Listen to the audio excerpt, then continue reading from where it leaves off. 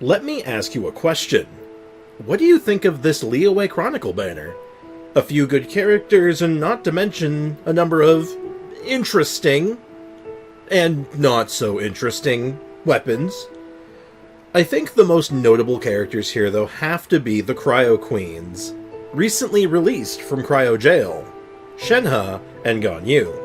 Over the game's existence, Ganyu was widely considered an extremely powerful and meta character, a top-tier character to be sure. But not a lot of people talk about her anymore. Has the meta shifted in a way to make her no longer good? Or is she still the monster she always has been? Or perhaps she has actually become an off-meta darling and is just a little underrated. This video is not going to be my usual team and character build kind of video, but rather a look at what made her meta, why she was good, and seeing if she still holds up against some of the new meta tyrants dominating the game nowadays. So with that, let's get started and talk about what she actually does. So right off the top, Ganyu was a support. Probably. She was actually actively compared to Amber on her release pretty relentlessly. She was touted as a 5-star Amber.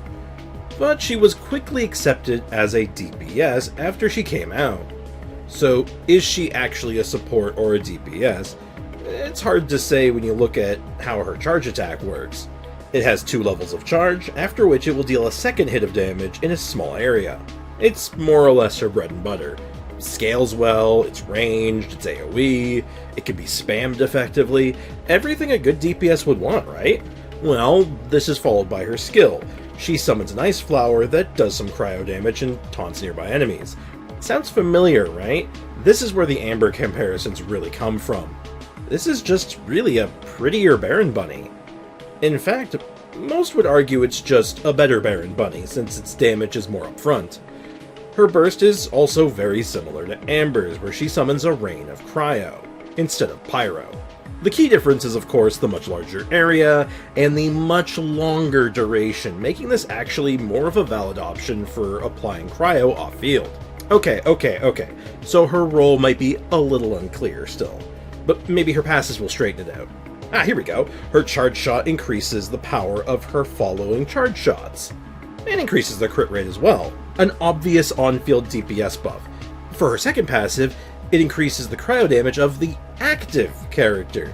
This kinda goes both ways when it comes to being a on-field DPS or more of just a cryo support. So here's the bottom line. She's both. She's a powerful on-field DPS and a solid cryo off-field support. Though she definitely ended up being known more for her nuclear arrows, so I would say DPS is more of her accepted role. Now that we know what she does, maybe we can start to figure out why she is or isn't considered meta or high tier nowadays. She fits multiple roles. I mean, an off-field cryo-applying machine is pretty great. I mean, have you seen the range on this thing? It's huge. And that kind of consistent damage on her charge shots is enough to make a lot of the good DPSs out there blush. So what's the problem? Well, I might actually have an answer.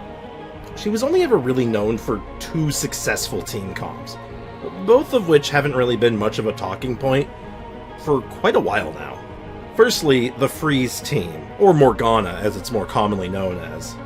Take a couple of Hydro characters, maybe a Kazuha, and just let Ganyu basically send every enemy to jail before sending them to the Shadow Realm.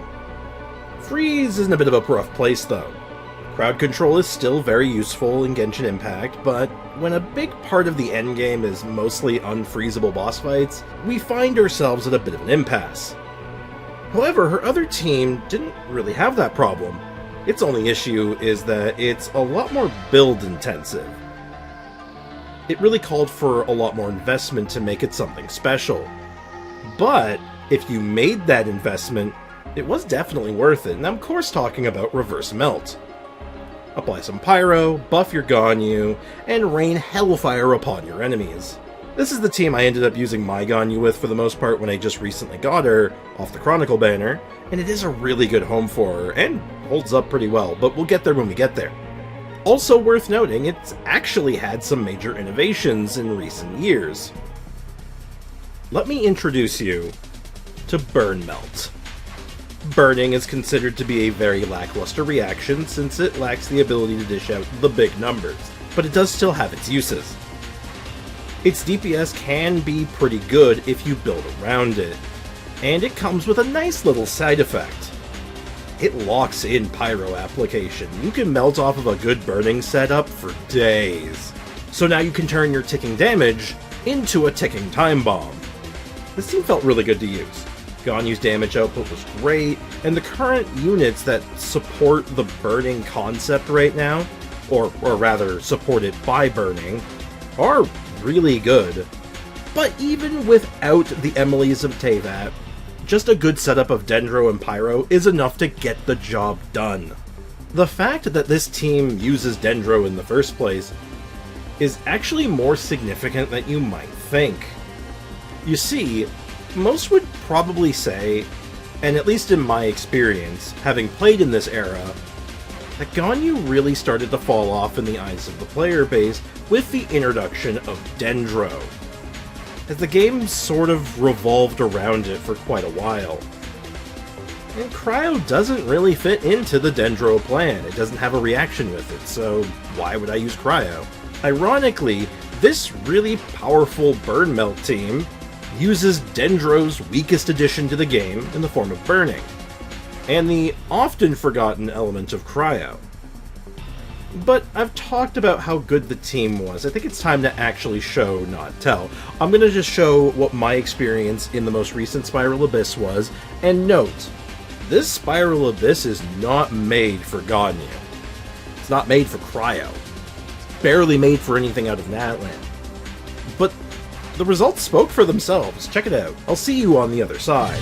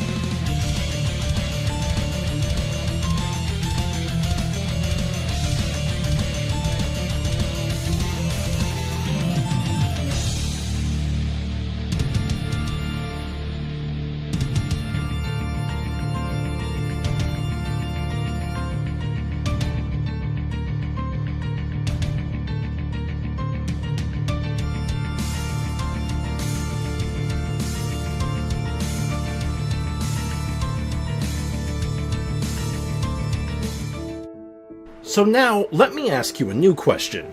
Is Ganyu still meta? Well, what the hell is meta anyway? The most effective tactics? I don't even know if it lives up to that in Genshin Impact at this point. Maybe it's better to ask if she's a high-tier character, cause meta, like I said, it's just too vague. Is she more effective than, say, Arlecchino? Probably not. But is she still a powerful character to this day? Absolutely. You may just need to look at a few different options than what you may have thought of back in 1.2 and 1.3. So if you were on the fence about the Chronicle banner, maybe this has pushed you one way or the other, but what do you think? Is Ganyu still good? Do you use her still? Is the term meta grossly misused and not really make any sense anymore? Is the legendary Coco Goat actually real? Share your thoughts in the comments below. I think moving forward, we need to have a real conversation about what the hell is the meta in this game anyway. But please share all those thoughts down below in the comments, and if you think I deserve it and you like what you saw, please do leave a like, subscribe. If you want to see what I do live, I actually stream right here on YouTube Monday to Friday at 10 a.m. to 2 p.m. Eastern Time. So with all that out of the way, that's it from me. The meta's overrated. Cheers.